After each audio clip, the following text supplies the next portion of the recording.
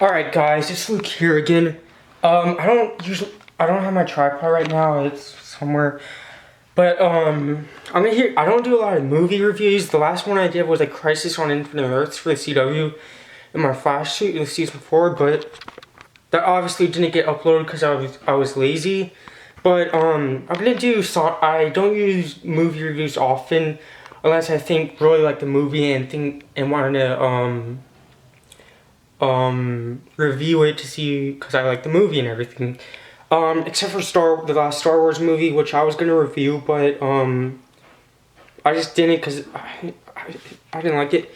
But so usually when studios make movies about classic video game characters or video games, or they remake a classic Disney movie into live action, they tend to get negative reviews because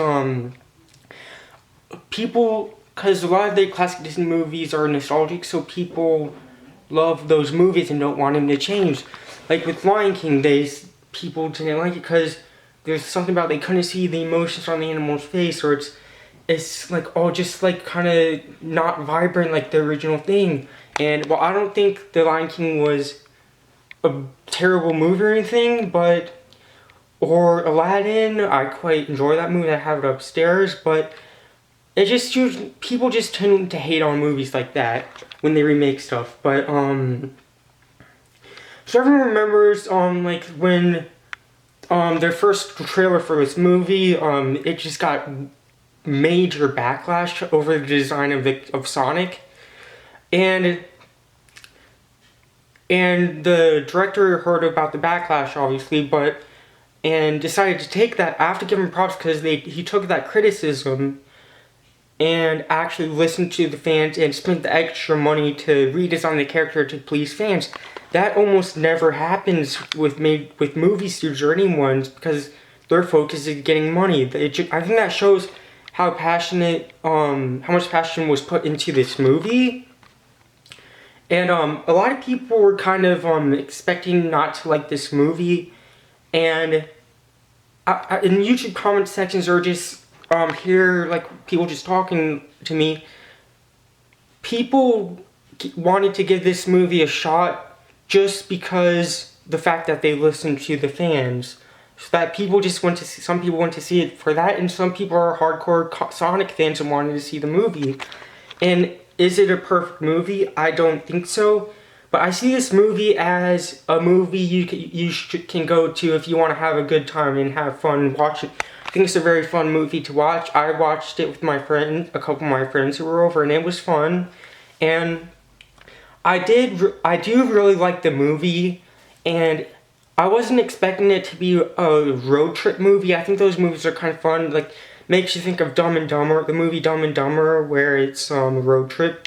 And I did play Sonic when I was younger. I did play Sonic and quite enjoyed it when I was younger, but I always lean more towards Crash Bandicoot or Digimon or Mario, so like that.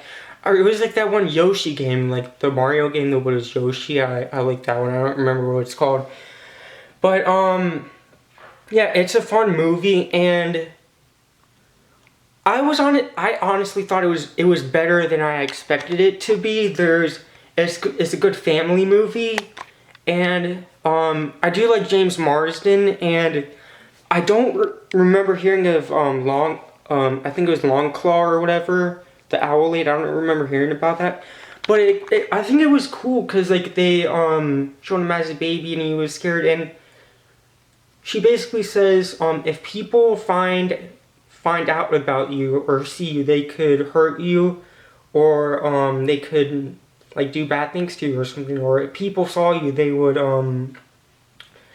think you an alien, or do tests on you and stuff basically. And that's what they try to do, is capture it and see what like an alien. But sorry, that was a bad explanation. I can't really think about correct way to say that. But I think that's a really cool aspect because, and you kind of feel for Sonic because he's living on Earth and has no companionship, and no one should even know he exists right now, or that could be bad for him.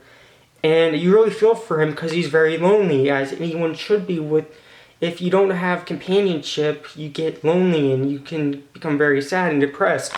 And while he does entertain himself with like the baseball stuff, and I think it was cool that they were taking influence from the Flash with the comic books, and that made me happy. I'm a very big Flash fan, and a lot of people might not have caught this, but when he was doing the table tennis thing, like the ping pong, I think that was a reference to Quicksilver in like Days of Future Past, I think, where he's just in the basement doing that. And I thought it was cool that they had Quicksilver like scenes, because like when in like the X-Men movies where Quicksilver does like the stuff in slow motion, I don't really get what, I don't think I should call it like Quicksilver scenes, because pretty much every speedster that's had a show or a movie has done something like that in their thing.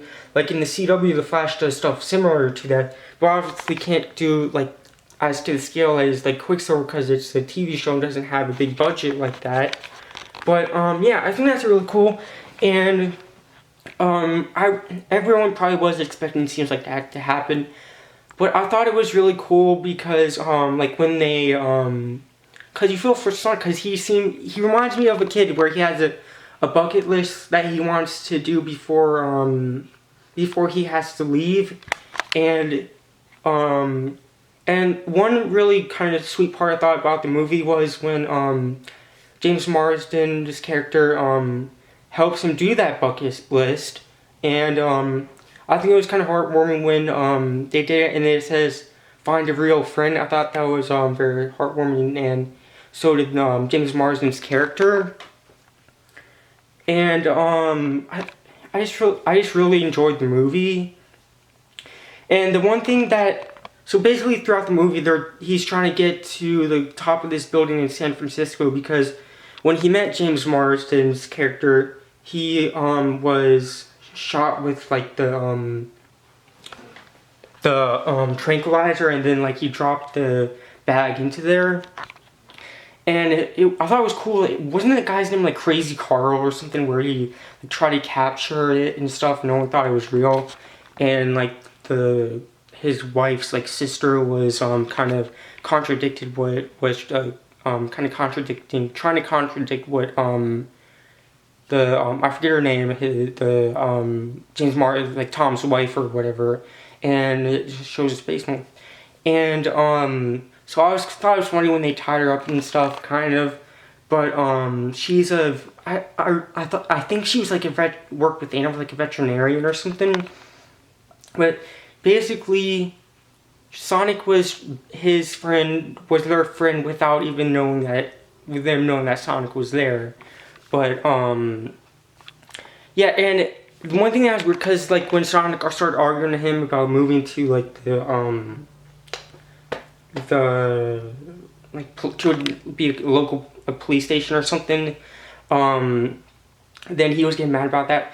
But I think one character that was really good in this movie was Jim Carrey's Dr. Robotnik, because Jim Carrey,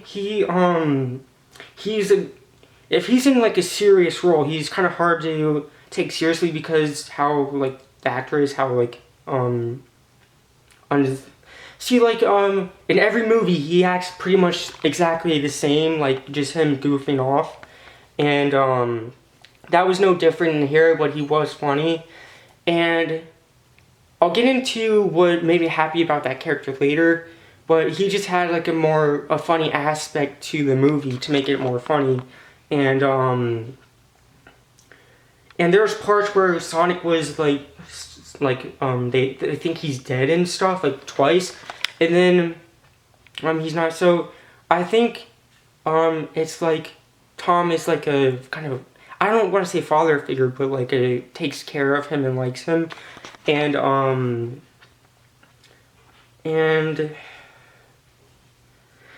I like the part, like, you know, like how people will say logically, oh, if Sonic can run that fast, couldn't he just go up to the top, like the building, and go get it for himself, you know?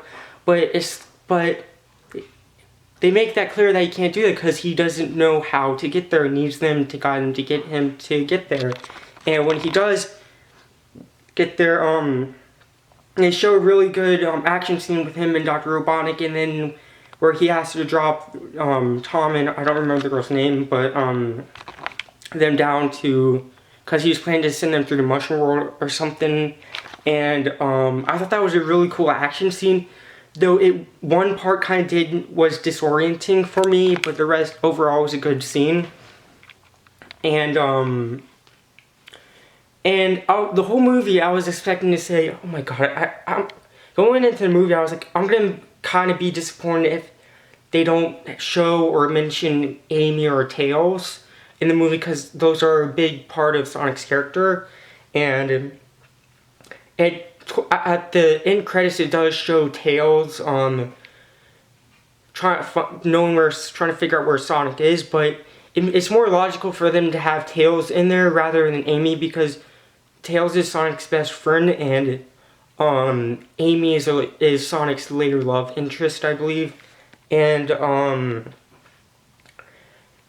one of the movie parts that I thought was good is, the one thing I really did like about this movie actually is when Sonic, like, you know how he charges up with like electricity, and you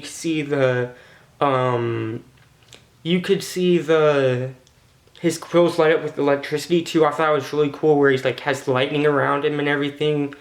I really liked that. I thought that was a cool touch to the movie, and it did have a lot of scenes where like slow motion and everything. The one scene I did enjoy is the scene where they're in the bar tavern and everyone starts fighting and stuff. I thought that was a cool, fun scene. But the thing that didn't make sense to me is Tom, I think that's his name, but he was a wanted man, and so at the end they never explain that, because he was still a wanted man. How is he like not being looked for or anything? Like, that didn't make sense for me. But that's just I guess a small problem. But I think the highlight of the movie for me is the scene at the end where they actually have a room for him, like with all his old stuff, and he's very happy. I think it's cool. Like, he's gonna be like his parents or whatever. Which I guess Longclaw was kind of like that, because she was his caretaker. And I just really enjoyed the movie. I said that a lot, but I was expecting this movie not to be very good going in, but I was definitely surprised. And while I don't think major critics will like this movie because there is problems script-wise, but I think it's a very fun movie to watch, and I really like it. And it's a movie that made me very happy, because usually video game movies like that aren't very good. So I was definitely happy with it, and a lot of hardcore Sonic fans will probably be happy with it. And the one thing, because Jim Carrey did not look like Dr. Robotnik or Eggman during the whole movie, but when he goes to the Mushroom Planet, he like shaves his head, and then his mustache looks like from the cartoon and games, but he was still skinny. So I think they left the credits, which was if they left it open-ended, so they could make another Sonic movie and have stuff tying in if they need to. And that's gonna be it for this review, and I'll give it a 10 out of 10. I thought it was a very good movie and good for the family. So see you guys.